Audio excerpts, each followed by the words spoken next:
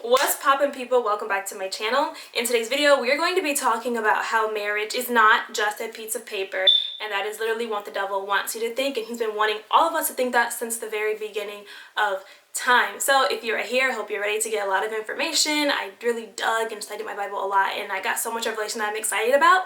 So if you haven't already, go ahead and hit that like button, hit subscribe, and we're going to get into the video now.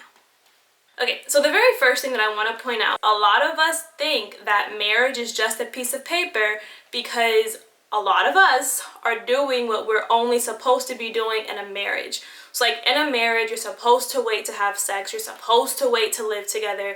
You're not supposed to be sharing nobody's bills. Like, you are supposed to be single, live as a single person, do single people things until you have said I do and have those vows. But this generation, this world, it's kind of backwards. Not condemning anybody, but that is the reason that they say marriage is just a piece of paper, because you're taking the fun out of marriage. You're taking the excitement out of marriage because you're doing everything that you're supposed to do in a marriage before you get married. So then, of course, it's just like, well, yeah, what am I going to get married for? We already live together. I already cook for him. He already helps me. We help with the bills. I already sleep with him. Like, we have kids. Like, yeah, it's like, okay, what are we getting married for? We're already acting like a married couple right now, so we're fine. That is what the devil wants from the very beginning of human beings. Ever since there was two people walking on the earth, it was the devil's mission to cause us to live in sin.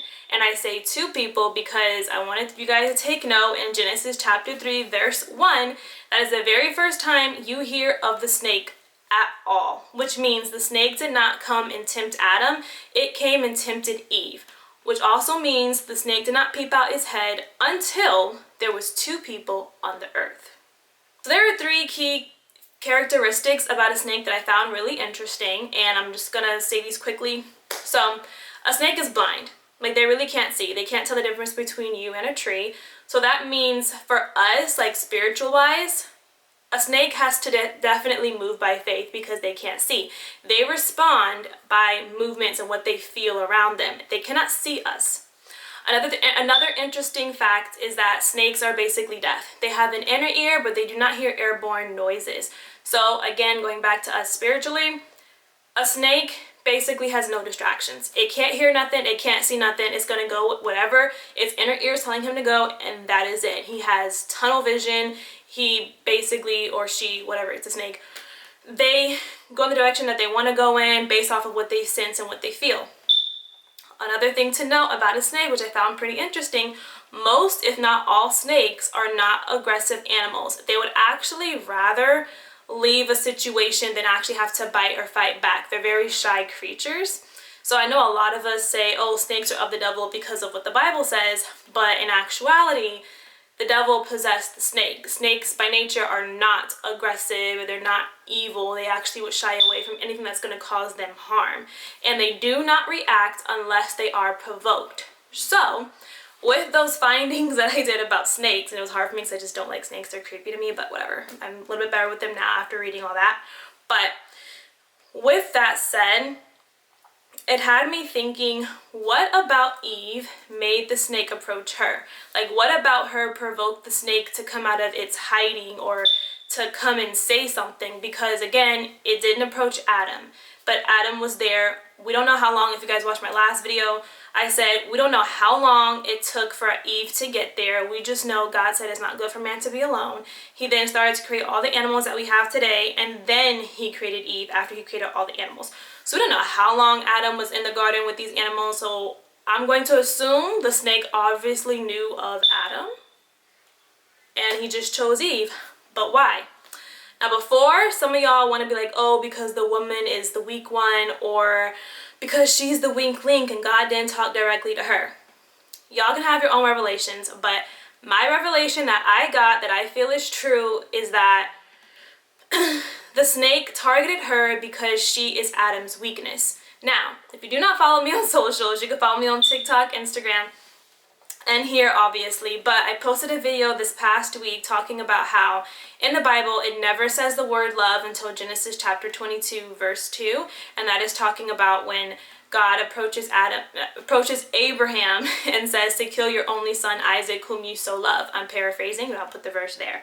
So I was like, okay, if that was the first time that the word love is used, how did God know that Abraham loved Isaac if biblically written down, it never says that Abraham loved Isaac?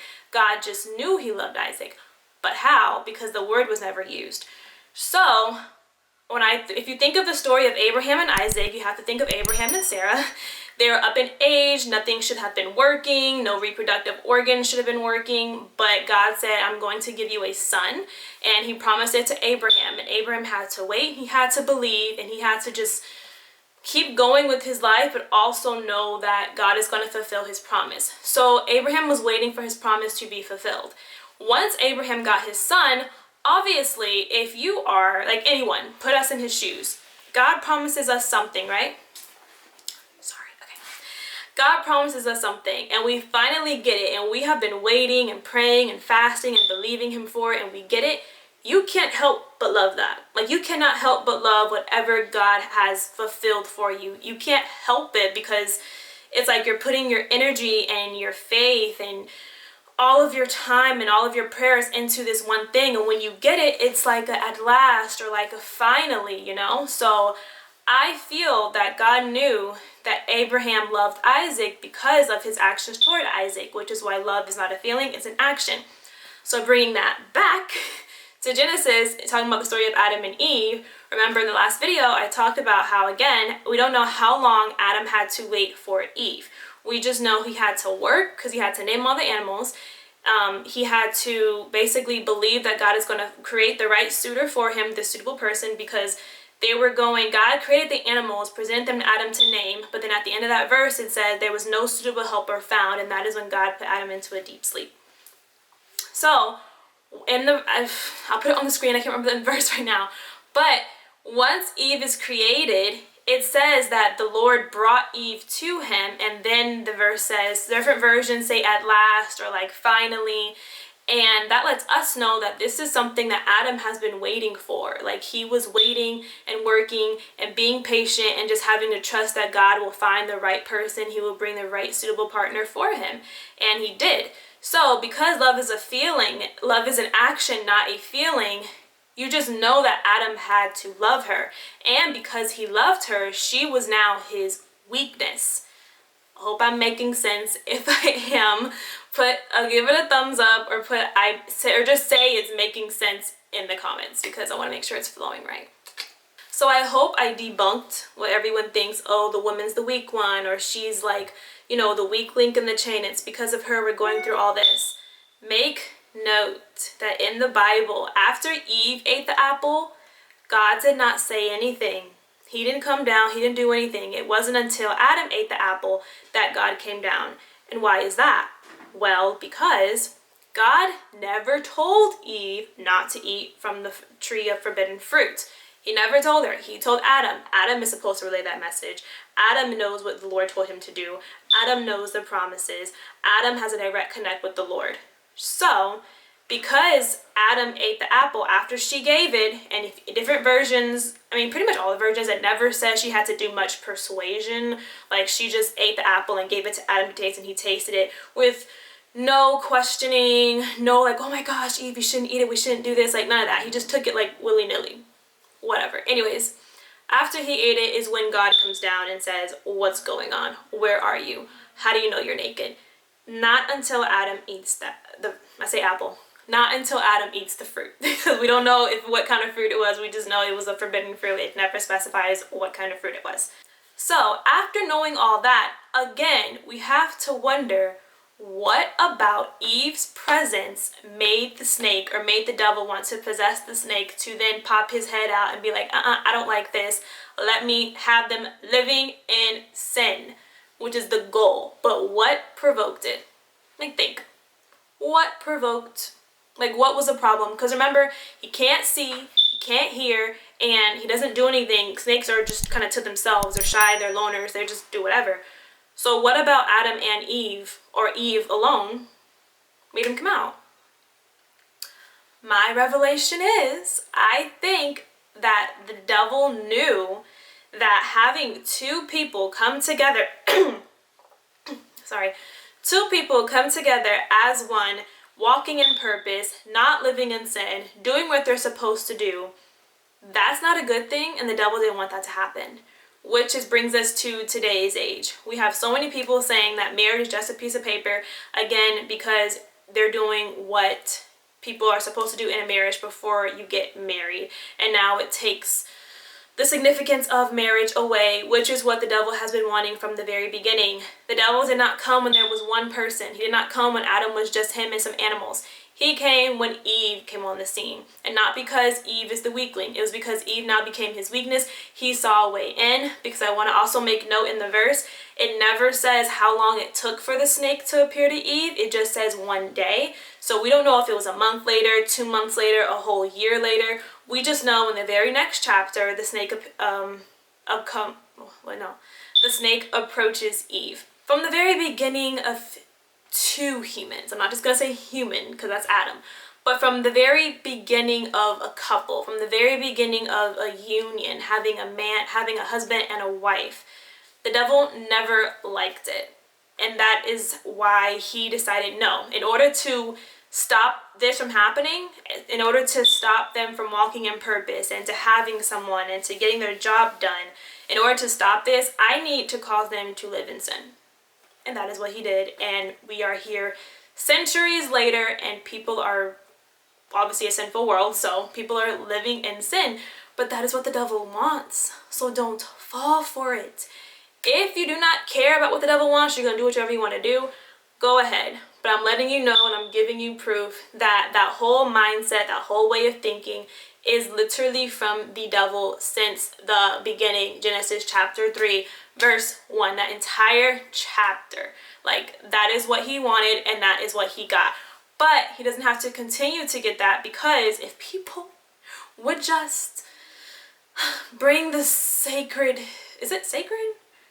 Or just bring the significance of marriage back. People literally make it so, they look at it as a business, or look at it as not important for the reasons I stated before, and that's not it. Like, they're taking the excitement away, they're taking the adventure away, they're taking the, like the thought of the unknown and the anticipation. It's all going away because you're getting it all up front.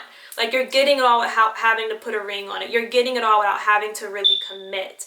And I mean, yeah, anyone be like, what's the point of marriage? I'm doing it all right now. What am I waiting on? Why I need a paper? Like, it's not just a paper.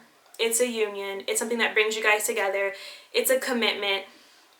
It's a choice. Because those same people who are like, oh, I'm doing this, y'all are doing things for a man, and you're doing things for a woman that you may or may not be with. And you have no actual commitment to them, because if one gets tired of you one day, but you're putting all your eggs in this basket, and someone gets tired of you, they can up and leave.